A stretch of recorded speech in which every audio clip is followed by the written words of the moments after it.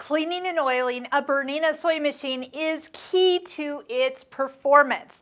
On the Bernina 790 Plus, I'm going to show you how to take the bobbin out, where to clean it, where to oil it, and how often to do this.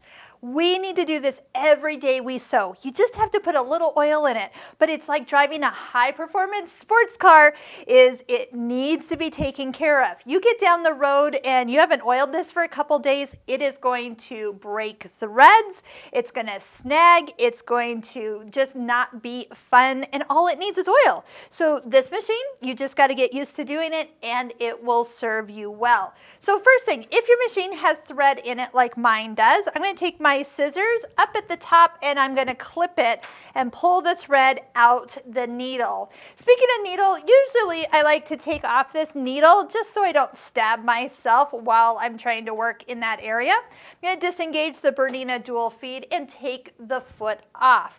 Now, I don't have any screwdrivers out, which is nice. I don't need any. Notice that this throat plate is without screws. There's a silver bullseye in the back right corner.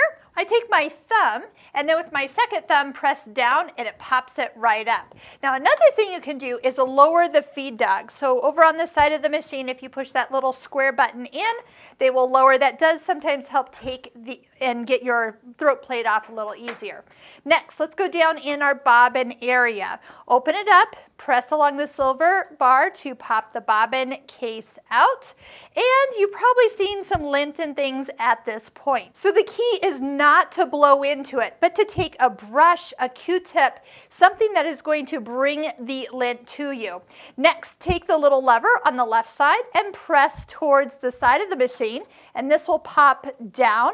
This is the race. It stays attached to the machine, so that's just going to sit there until we're done. You're going to reach in and get a hold of the center of Bernina hook. So it's magnetic, so I'm just reaching in and pulling it till it releases.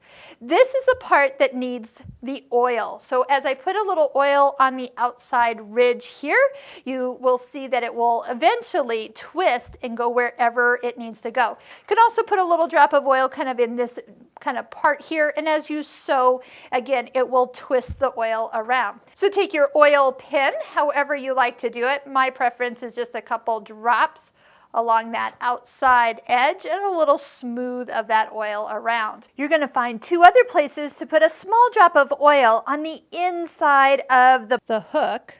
You'll see kind of like a little yellow felt pad. Just squeeze a little oil on each one of those. So after you go around the outside, one drop in each of those little holes, and now you're ready to put it in. Now, here's the trick. So I mentioned it's magnetic. It came out at a slight twist of this top part, just a little bit towards 11 o'clock. There is a hole in the middle, well, bottom area, and there is a silver dot on the inside of the machine. Not the center one, but the one right below it. So you can hold this and get it in here until it magnetic itself back into place. Sometimes that's a little hard for people, but did you see how I held it with two fingers and it popped in? But let me show you a little trick.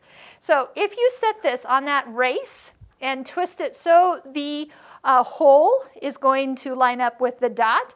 This might take a few times of practice. We did do a video we'll link right up here to it, where we flipped it into place. Let me see if today is working. It sure is.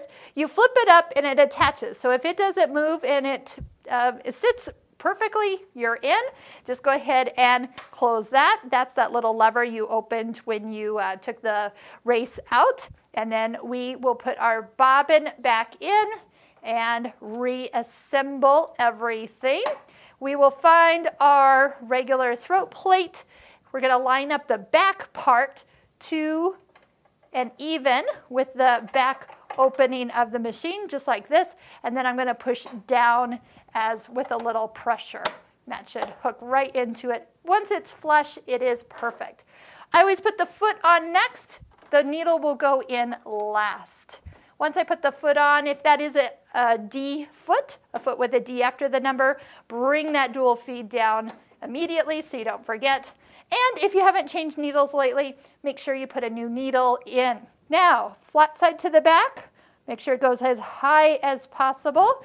Take the screw. Don't tighten this too much. I mean, you need to tighten this, but don't over tighten it. So just enough so it's snug, but you're not cranking down on that screw. Be very careful. The other thing that you'll be able to do is to test if that needle is in the correct position is use your needle threader. If your needle threader head lines up with the eye of the needle, you know you have done that correctly. Rethread the machine, sew a little bit. If you feel like you might have put a little extra oil on that hook area, sew on a little scrap of fabric until the thread gets back to its normal color. So sometimes it'll come out a little gray when you get started, so you don't want to be sewing on white fabric right away.